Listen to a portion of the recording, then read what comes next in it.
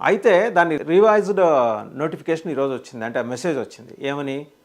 ఆంధ్రప్రదేశ్ ఉప ముఖ్యమంత్రి పవన్ కళ్యాణ్ గారి భద్రాచలం పర్యటన 5, 6 తేదీలో ఉన్న భద్రాచలం పర్యటన రద్దయింది అని. బట్ స్పెసిఫిక్ రీజన్స్ ఏమీ మెన్షన్ చేయలేదు.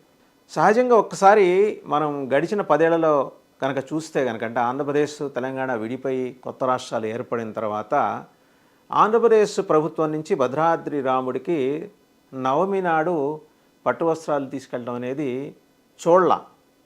అంటే పెద్దగా నోటీసబుల్గా చూడలా.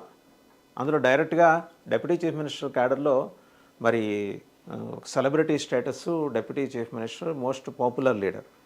మరి ఆయన వస్తున్నారంటే సెక్యూరిటీ రీజన్స్ దృష్ట్యా ఏమన్నా రద్దు చేసుకోవాల్సిందిగా తెలంగాణ ప్రభుత్వం విజ్ఞప్తి చేసిందా?